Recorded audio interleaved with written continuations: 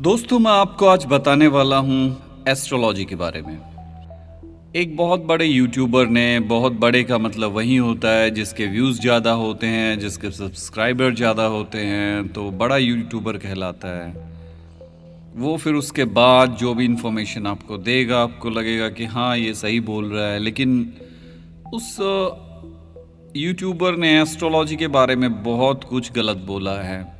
हाँ, लॉजिक भी बहुत अच्छे दिए हैं, बहुत कुछ उसने उस सपोर्टिंग लॉजिक दिए हैं। लेकिन उसके बावजूद भी एस्ट्रोलॉजी को अगर समझा जाए तो एस्ट्रोलॉजी एक साइंस है।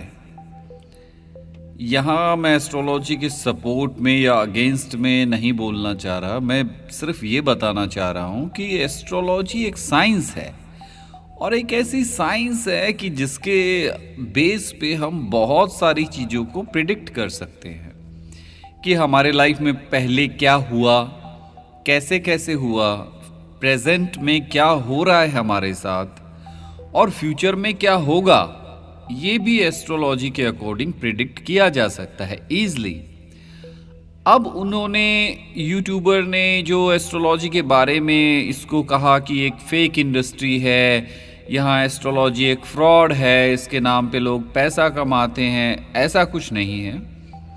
इसके पीछे का लॉजिक ये है कि कुछ एस्ट्रोलॉजर ऐसे हैं कि उन्होंने एस्ट्रोलॉजी की वो डेप्थ, वो कमांड जिसे कहते हैं, वो नहीं पकड़ी, और वो एस्ट्रोलॉजी करने बैठ गए कुछ पैसे कमाने के लिए। अपनी मजबूरी मान लीजिए उनकी कि अपनी मजबूरी थी, जिसकी वजह से उन्होंने सोचा कि चलो पैसे कमाते हैं, लोग आ रहे हैं, उनको प्रेडिक्शन देंगे। वो एक अलग मैटर है। लेकिन एस्ट्रोलॉजी अपने आप में एक साइंस है जिसका परफेक्शन के साथ अभी तक पूरी रिसर्च हुई ही नहीं है। अगर इसकी पूरी रिसर्च की जाए तो सब कुछ हम जान सकते हैं।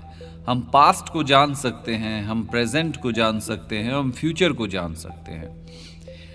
मेरा मानना यहाँ तक है कि जितना मैंने रिसर्च किया है, मैंने जाना है एस्ट्रोलॉजी के बारे में, खुद स्टडी किया है, लोगों को हॉरोस्कोप स्टडी करके देखा, तो मैं सरप्राइज रह गया कि हाउ इज़ इट पॉसिबल कि जो चीज़ें एस्ट्रोलॉजी में होती हैं उसी के अकॉर्डिंग किसी इंसान की लाइफ चल रही है।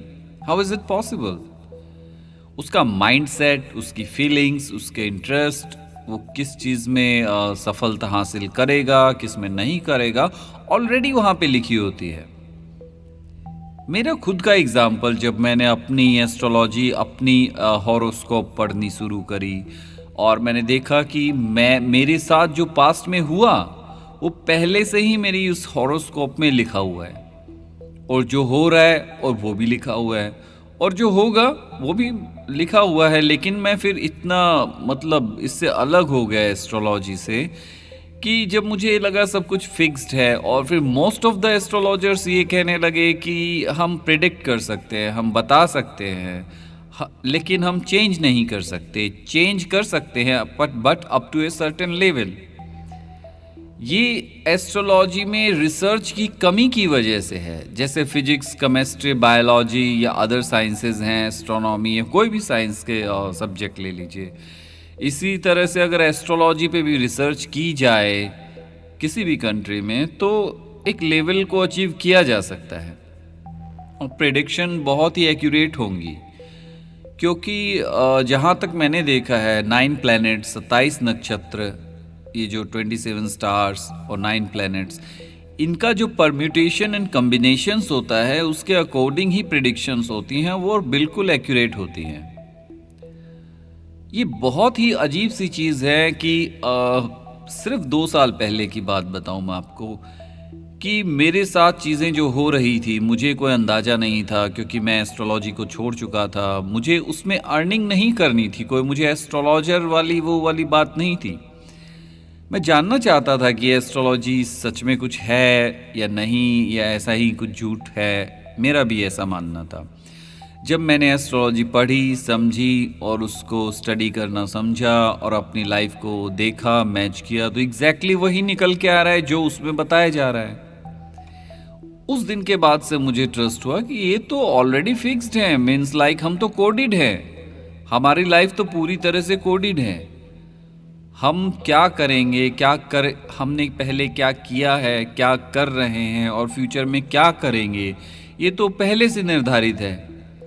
और एक यूट्यूबर जो इतने पॉपुलर हैं वो कह रहे हैं कि एस्ट्रोलॉजी फ्रॉड है, ऐसा नहीं है। लॉजिक उन्होंने दिए हैं, लेकिन अगर वो, मैं उनको चैलेंज देता हूँ, अगर वो ओनली 3 मंथ्स कॉन्टिन्यूसली एस्ट्रोलॉजी को पढ़ें, राइट, और फिर लोगों की प्रेडिक्शन करें या उनको बताएं कि उनके साथ पास्ट में क्या हुआ है, प्रेजेंट में क्या हो रहा है और फ्यूचर में क्या हो रहा है, तो वो भी सरप्राइज्ड रह जाएंगे कि उनकी सारी बातें सच्ची निकलेंगी। वो जो भी प्रिडिक्ट करेंगे वो सही होगा। ये मेरे साथ हुआ तो मैं उनको बताना चाह रहा हूँ। उनको कोई आइडिया नहीं है कि वो एस्ट्रोलॉजी पे कितनी बातें बोल गए कि ये फ्रॉड इंडस्ट्री है, ये ऐसा है, ये वैसा है। ये तो वही वाली बात हो गई कि एक साइंटिस्ट होता है और ओनली एक 10th या 12th पास आउट लड़का होता है, तो उसमें कितना डिफरेंस होता है।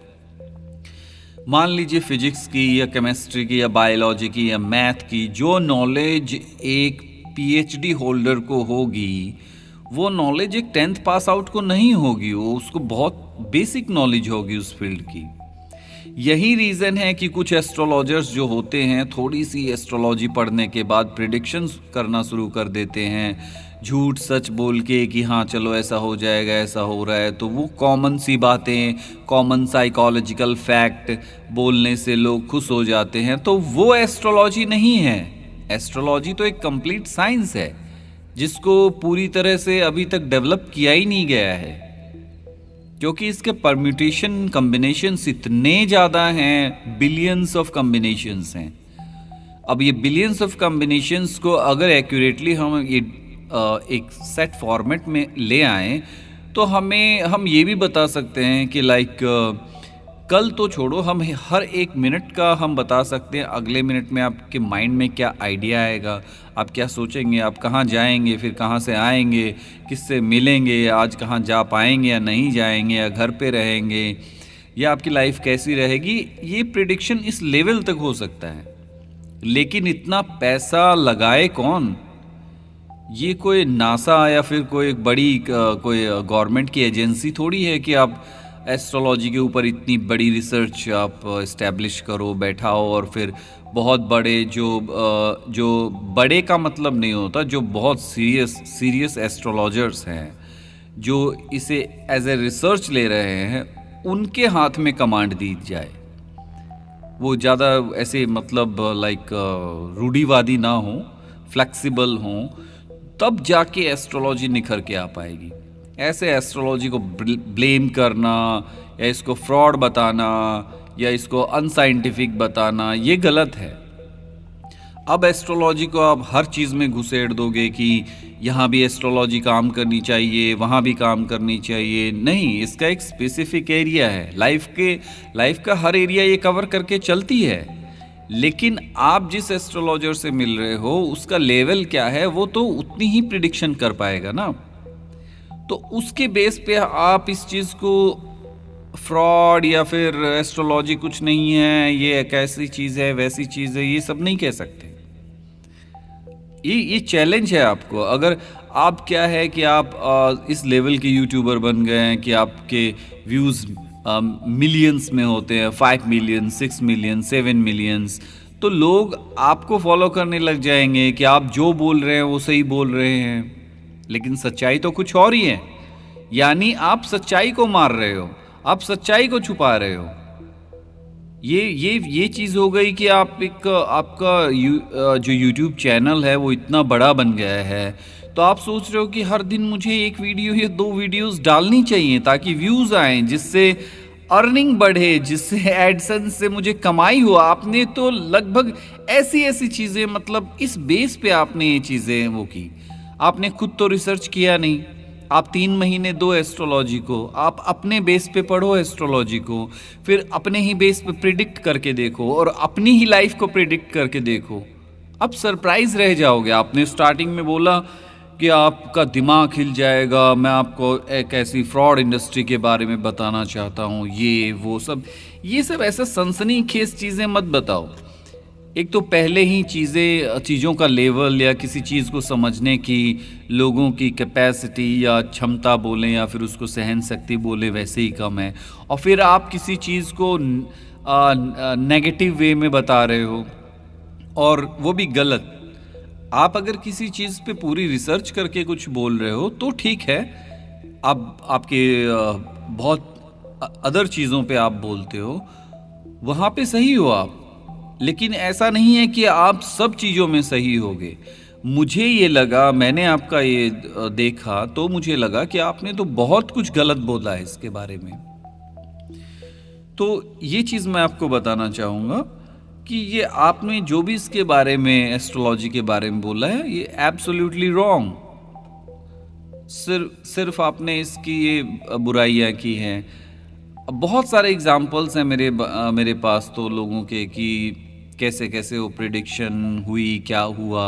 अब वो बताने लगूंगा तो ये वीडियो भी आपका 1 घंटे का बन जाएगा। तो बेटर है कि किसी को भी एस्ट्रोलॉजी पे डाउट हो तो ओनली 3 मंथ्स आपको देने हैं। आप स्टडी करो, प्रिडिक्ट करना देखो। आप सरप्राइज्ड रह जाएंगे कि हाउ इज़ इट पॉसिबल कि हमारी लाइफ कोडेड है। यानी हमारी लाइफ पहले से ही निर्धारित है, क्या होगा, कौन मिलेगा, कैसा मिलेगा, खुशियाँ मिलेंगी, पैसे वाले बनेंगे, गरीब रहेंगे, मुसीबतें आएंगी या खुशियाँ ही खुशियाँ मिलेंगी, क्या होगा। पता है आज तक इंसान इतना लॉजिकल होने के बावजूद भी एक सक्सेस का छोटा सा फॉर्मूला नहीं बना पाया है। आप वर्ल्ड के रिचेस्ट लोगों को एक जगह इकट्ठा कर लीजिए और उनसे कहिए सक्सेस का एक फॉर्मूला बता दीजिए। मैं गारंटी लेता हूं कोई भी इंसान आज तक ऐसा पैदा नहीं हुआ है जो सक्सेस का फॉर्मूला बता सके कि आप ये करो, आप इतने बजे उठो, फिर ये काम करो, ऐसे करो, इतने टाइम तक ये चीज़ करो, वैसे करो, आप डेफिनेटली करोड़पति या अरबपति बन जाओगे। ऐसा कुछ है ही नहीं। सक्सेस का फॉर्मूला किसी के पास नहीं है, किसी के पास। चाहे दुनिया का सबसे रिचेस्ट इंसान हो, उससे कहेंगे कि आप हमें सक्सेस का फॉर्मूला बता दीजिए। तो मान लीजिए कि अगर उसके पास $100 बिलियन है, $100 बिलियन, राइट, तो कम से कम उस इतना तो होना चाहिए कि वो सक्सेस का फॉर्मूला बताए। तो हम 100 बिलियन तो छोड़ो, हम ओनली 1%, $1 बिलियन तो अर्न कर सकें। लेकिन ऐसा कुछ है ही नहीं। तो सक्सेस का फॉर्मूला नहीं है, क्योंकि जो सुपर नेचुरल पावर है उसने बहुत सारी चीज़ अपने ही हाथों में कंट्रोल में कर रखी है। सोसाइटी को भी डिवाइडेड है। सोसाइटी लाइक किसी की लाइफ बहुत अच्छी निकल रही है तो वो कहेगा नहीं एस्ट्रोलॉजी कुछ नहीं होती, इससे क्या फ़र्क पड़ता है, ये सब बकवास बातें हैं। लेकिन जिसकी लाइफ, बहुत सारे करोड़ों लोगों की लाइफ ऐसी फंसी पड़ी है कि बहुत मेहनत करते हैं, बहुत स्ट्रगल करते हैं, बहुत सोच समझ के डिसीज़न लेते हैं, बहुत एक्यूरेसी के साथ काम करते हैं, उसके बावजूद भी उनकी लाइफ ऐसे मतलब कितनी क्या बताऊं, इतनी नर्क जैसी हो जाती है। आप मेरी बातों से सहमत होंगे। और कुछ लोग ऐसे हैं कि जब बचपन में पैदा हुए थे तब से बस मज़े मार रहे हैं। उनको दोस्त ही ऐसे मिल गए कि स्टार्टिंग से ही इंजॉय करना, दोस्त ही उनको ले जाते हैं, आओ चलते हैं, घूमते हैं, चाहे उनके पास वो चीज़ें ना हो, दोस्तों से खुशियाँ मिल गई। अब वहीं दूसरी तरफ एक इंसान है जिससे दोस्तों से खुशियाँ नहीं मिल रही है, बुराइयाँ मिल रही है कि तुमने ये किया, तुमने ऐसा किया, तुमने वैसा किया। तो ये चीज़ पहले से निर्धारित है। आप मेहनत करके कुछ हासिल नहीं कर सकते। ये मेहनत करके, किसी ने कहा था कि सिर्फ 2 वक्त की रोटी खा सकते हैं, वो भी गारंटी नहीं है। हाँ, लगे रहना चाहिए और लगे रहना भी हमारा मजबूरी है। हमें काम करते रहना चाहिए या संघर्ष करते रहना चाहिए। ये भी हमारे बस में नहीं है कि हमें काम करते रहना, हम काम ना करें। क्योंकि जब हम साइलेंट होके कोई भी काम नहीं करेंगे या एक कमरे में बंद होके बैठ जाएंगे तो हमारा दिमाग ही हमारा साथ नहीं देगा। हम डिप्रेस हो जाएंगे, हम अलग अलग बातें सोचने लगेंगे। ये बातें भी हम नहीं सोचते।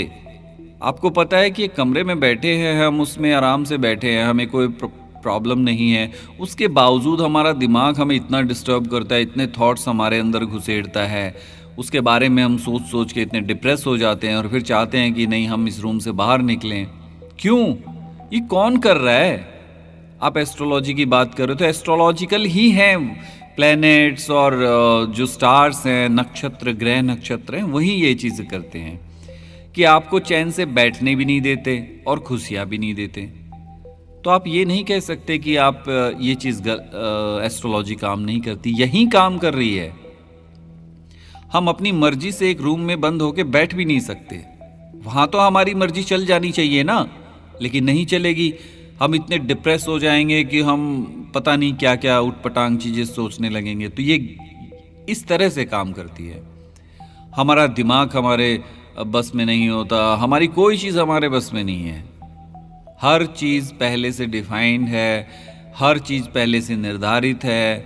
आप कितना भी संघर्ष कर लो, हो सकता है आप किसी लेवल पे सफल ना हो पाएँ, और किसी को सफलता लिखी है, वही किस्मत वाली बात है कि फिर उसे आप कोई नहीं रोक सकता, वो सफल होके ही रहेगा।